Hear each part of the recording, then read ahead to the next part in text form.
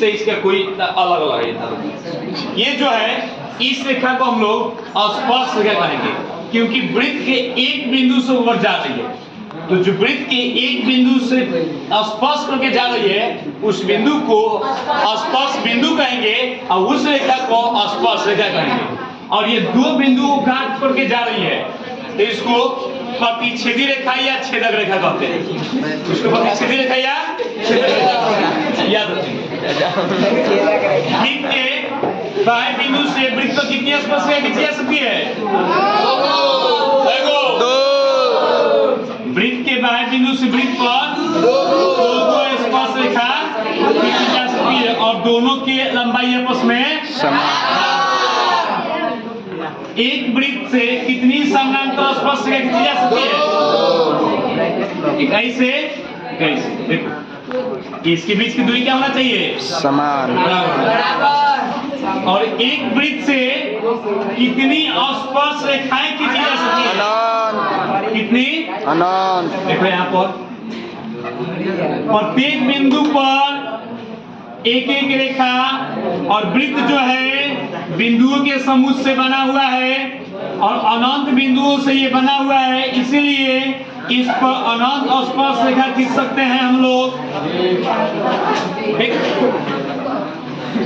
याद रखना किसी चीज को हम गोल गोल घुमाते हैं तो अचानक वो छूट जाए तो स्पर्श रेखा का अनुरेख खींच जाती है। याद नहीं तो चक्का अगर साइकिल का चक्का घूम रहा है उसमें पानी अगर में चल रहा है तो जो ये पानी पीछे की तरफ फेंकता है वो स्पर्श रेखा का अनुरेख फेंकता है। ठीक है, स्पर्श रेखा के अनुरेख फेंकता है। अच्छा, इतना तो समझ में आ गया नहीं ना? इस रेखा को क्या कहेंगे? छेदक या परावर्तक। ठीक है, याद रखना ये एक वृत्त है और यहाँ से हम एक स्पर्श रेखा खींच दिए तो यहाँ पर कौन सा बिंदु होगा? स्पर्श। और केंद्र से इस पर लंब डाल दिए। ये स्पर्श बिंदु पर लंब होता है जो त्रिज्या होगा। ठीक है, इधर 90 डिग्री एंगल और इधर 90 डिग्री एंगल बना देता है ना? और इसको ये मिला दे तो ये छोटा होगा, इससे हमेशा इससे तो कभी भी ये छोटा ही होगा। परिधि के खंड को क्या कहते हैं? परिधि खंड को। अच्छा, इसको क्या कहेंगे? जीवा। इसको क्या कहेंगे? जीवा। केंद्र की ओर बढ़ रहा है, जीवा की लंबाई छोट रहेगी, बढ़ रहा है। केंद्र से ऊपर जाएंगे तो केंद्र से दूर जाएंगे तो जो सबसे बड़ा होता है वही क्या कहलाता है? और यहाँ से लेकर के यहाँ तक तो त्रिज्या, यहाँ से लेकर यहाँ तक तो त्रिज्या। एक वृत्त में कितनी सीमाएं हो सकती है? इसकी लंबाई आपस में हमेशा बराबर होगा? नहीं। अच्छा, एक वृत्त में कितनी व्यास हो सकती है? आपस में लंबाई इसका बराबर होगा? एक वृत्त में कितनी त्रिज्या हो सकती है? समझ रहे हैं ना? अच्छा, और देख लेंगे परिधि के अगर खंड कर दिया जाए तो उसे क्या कहेंगे? परिधि के खंड को क्या कहेंगे? जो छोटा वाला भाग हो जाएगा उसको, जो बड़ा वाला भाग होगा उसको। जो छोटा वाला भाग होगा वो केंद्र के साथ 180 डिग्री से कम वो बनाएगा, 0 से अधिक। और जो दृष्टिचाप होगा वो इसको आधा आधा बांट देंगे तो कितना कम बनाएगा? इस स्थिति में इसको क्या कहेंगे?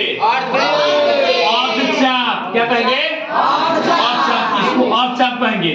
और यहाँ से ये मिला दिए यानी ये उतर गया और यहाँ से ये मिला दिए यानी ये उतर गया, तब इसको अर्धवृत्त कहेंगे। और इसका हो जाएगा टोटल का होता है 2πr। ये टोटल की लंबाई का होता है 2πr। तो यहाँ से यहाँ तक का होगा 2 से भाग देंगे तो πr और ये जुट गया और ये जुट गया यानी एक बार और एक बार r into π plus 2। ये अर्धवृत्त के क्या होगा? माप या परिधि। ठीक है, और ये टोटल का 2πr होता है। अच्छा, ये एक वृत्त हो गया। क्या हो गया? वृत्त हो गया। और इसमें हम लोग क्या करेंगे? इसमें कि एगो त्रिज्या से ऐसे काट दिए और एगो त्रिज्या से ऐसे काट दिए तो ये नीचे ऐसे गिर जाएगा। तो ये जो त्रिज्या और चाप से निकाला गया खंड को क्या कहेंगे? इसमें जो भाग छोटा होगा उसको, इसमें जो भाग छोटा होगा उसको, और जो भाग बड़ा हो जाएगा उसको त्रिज्यखंड कहेंगे। लघु त्रिज्यखंड में थीटा का मान कितना होना चाहिए? 180 से 270। और दीर्घ त्रिज्यखंड में थीटा का मान 360। ये भी खंड करने का तरीका है। ये वृत्त हो गया, ये वृत्त हो गया और इसके जीवा से लेकर के ऐसे काट दिए तो ये अलग हो गया। तो इसको क्या कहेंगे? तो इसमें जो छोटा भाग होगा उसको, जो बड़ा वाला ये भाग बच गया वो लघु वृत्त खंड के साथ कितना डिग्री कोण बनाएगा?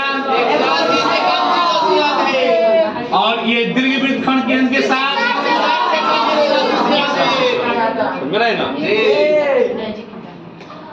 इसका अच्छा इसका फॉर्मूला होता है त्रिज्यखंड का theta pi r a square बटा 360 डिग्री।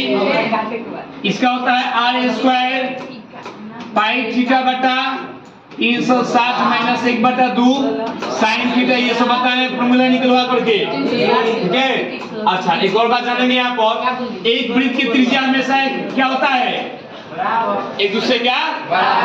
इसमें जो ये त्रिभुज बनेगा ये कौन सा त्रिभुज होगा? हमेशा समद्विबाहु होगा, समद्विबाहु, क्योंकि दो ये त्रिज्या आपस में हमेशा बराबर होगा, है ना जी।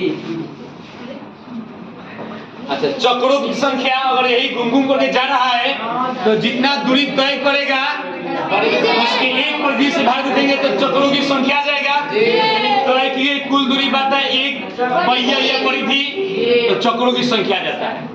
एक राउंड घूम जाता है तो कितना डिग्री कोण बनाएगा? 360 डिग्री कोण बनाएगा। अगर एक राउंड घूम जाता है तो कितना डिग्री कोण बनाता है? अच्छा और 1 मिनट में कितना डिग्री कोण बनाएगा? 360 में और 60 से भाग देंगे तो 6 बार कट गया 6 डिग्री। इस प्रकार 1 मिनट में 6 डिग्री, 2 मिनट में 12 डिग्री, 3 मिनट में 5 मिनट में 30 डिग्री। इस प्रकार 60 मिनट में 60 मिनट में एक राउंड पूरा कर लेगा और एक राउंड जो पूरा कर लेगा था 360 डिग्री बना लेगा, ठीक है। एक वृत्त में कितना केंद्रों का होता है? जो एकदम बीचों बीच होगा वहां से परिधि तक की दूरी एक बराबर होता है, यही तो त्रिज्या होता है, समझ रहे ना। और परिधि जो है बिंदुओं का एक समुच्चय है, समझ रहे हैं? बिंदुओं का एक समुच्चय है। एक और बात याद रखेंगे यहाँ पर, मानो कि ये वृत्त हो गया, क्या हो गया? ये वृत्त हो गया और यहां से क्या किया हम कि एक स्पर्श रेखा ऐसे खींच दिए, एक स्पर्श रेखा ऐसे खींच दिए। तो स्पर्श रेखा जो यहाँ पर खींचते हैं स्पर्श रेखा, हम जानते हैं कि केंद्र से स्पर्श बिंदु पे यहाँ पर ये लंब होता है, नब्बे कौन बनेगा? तो ये कर्ण का काम करेगा, कौन? ये कर्ण का। तो ओ ए बी अगर हो जाए तो ये कर्ण इसके 90 डिग्री यहाँ पर ना बनता है स्पर्श रेखा के पास, तो 90 डिग्री के सामने वाला तो OB square OA square plus AB square के बराबर होता है। किसके अनुसार? पाइथागोरस प्रमेय के अनुसार ऐसे हो जाएगा, ठीक है। और एक और बात याद रखिए, इधर भी हम लोग खींच सकते हैं, ठीक है। हाँ बोलो, सुनो ध्यान से। एक और चीज, एक वृत्त में कितना सांद्र हो गया? स्पर्श रेखा जा सकती है, 2 खींची जा सकती है। 3 तरीके के फोटो यहाँ पर दे रहे हैं, देखो यहाँ ये जब वृत्त के अंदर अगर बिंदु हो तो स्पर्श रेखा नहीं जा सकती है। ये केंद्र हो गया, क्या हो गया? केंद्र हो गया। जब ये केंद्र हो गया तो एक रेखा ऐसे खींच दिए हम केंद्र से ऊपर के, और दूसरा रेखा ऐसे खींच दिए, इसका नाम दे दिए A B C D। तो इसमें देखो क्या होता है, इसको नाम रख दिए बीच वाला को O, बीच वाला क्या नाम रखिए O। फोटो से रिलेटेड क्वेश्चन इसमें आता है, ठीक है। इसका हो जाएगा AO गुने OC बराबर BO गुने याद रहेगा ना? अब देखो ठीक है। अब ये कहीं से भी वृत्त के अंदर दो गो हम यहाँ पर रेखा ऐसे कीजिए, कैसे ऐसे कहीं भी ठीक है। और इसका नाम दे दिए